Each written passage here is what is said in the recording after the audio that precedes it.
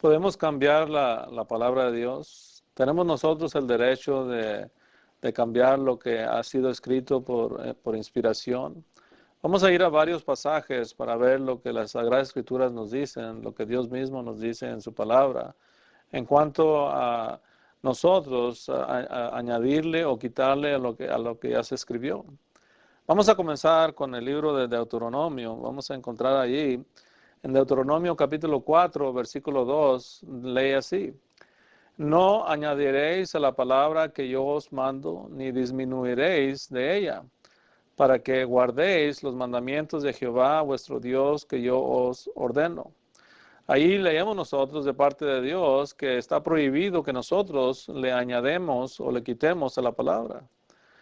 Dios quiere que nosotros obedezcamos sus mandamientos, así como Él los dejó escritos. Nosotros no sabemos más que Dios. Dios está mucho más allá que nosotros y Él sabe mejor en todas las cosas. Y así que Él no quiere que ninguna persona le ande poniendo o quitando a su palabra. Él ya nos dejó escritos sus mandamientos y quiere que los guardemos.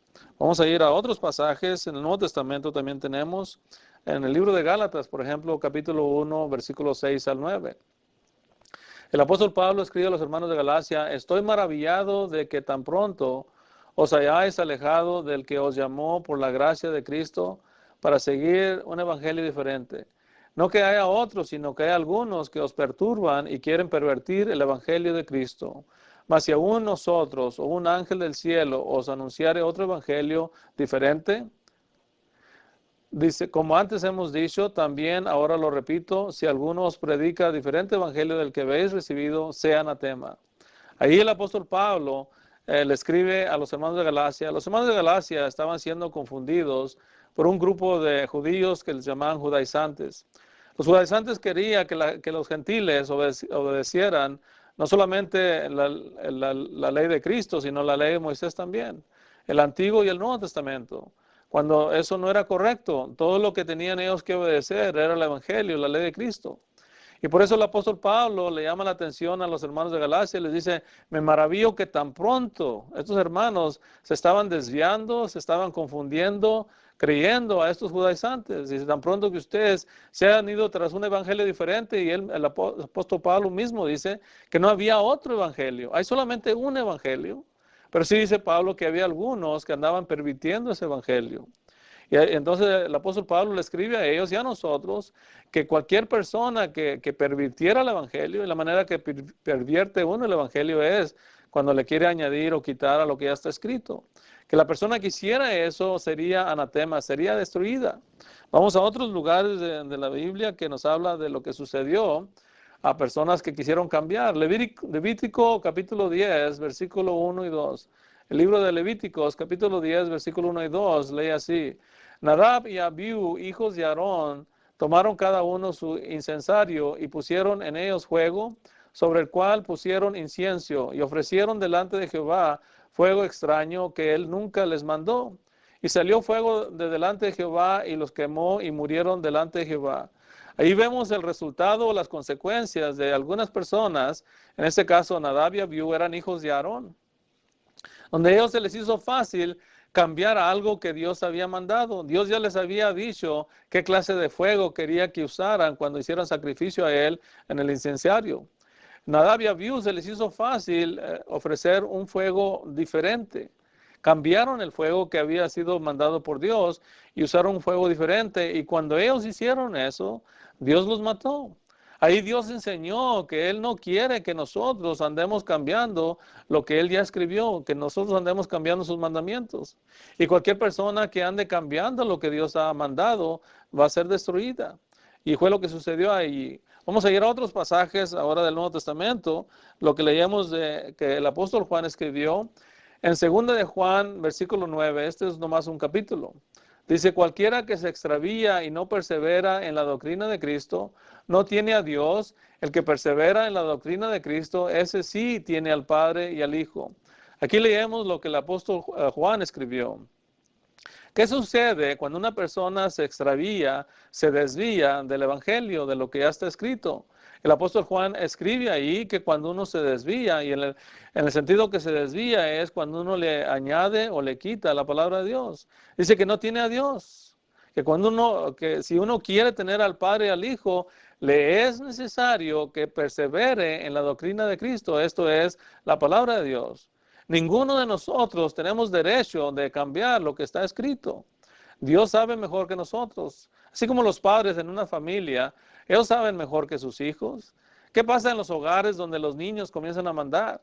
Donde los padres hacen lo que los niños quieren, en vez que los niños hagan lo que los padres quieren. Los padres conocen más, ellos tienen más experiencia en cómo hacer las cosas. Por eso los padres le dan consejo a los niños, a los jovencitos, cómo las cosas deben de ser. Aunque a veces hay hijos que no ponen mucha atención y luego tienen que sufrir las consecuencias. Y así como sucede en una familia, así puede suceder también con Dios. Dios sabe mucho mejor que nosotros. Nosotros no sabemos más que Dios.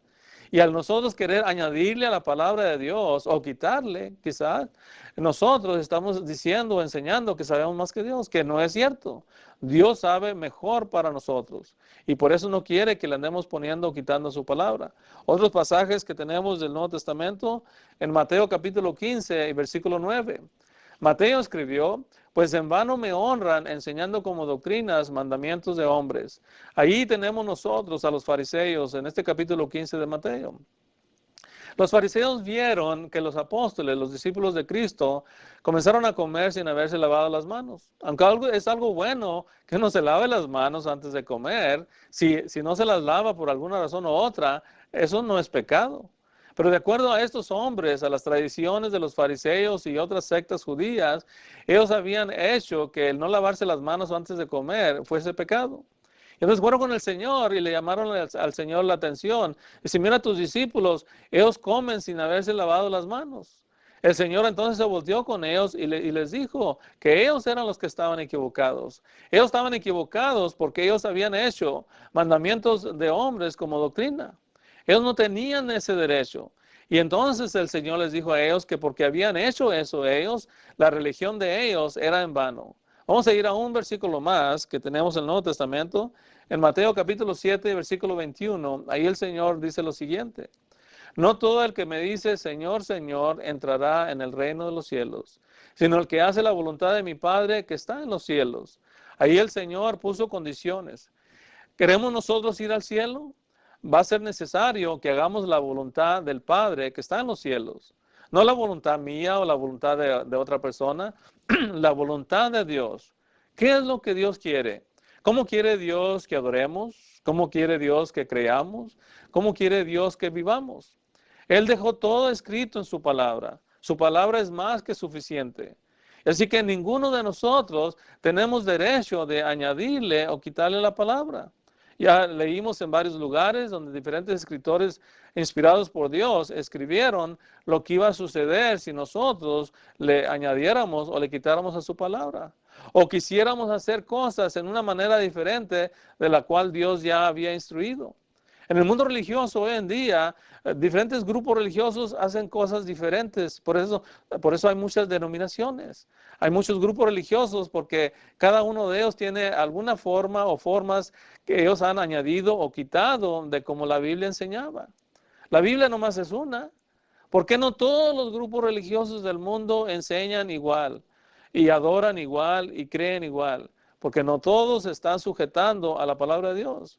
Tomaron la autoridad o tomaron la libertad, vamos a decir, de ponerle o quitarle la palabra de Dios cuando ellos no tenían derecho de hacer eso.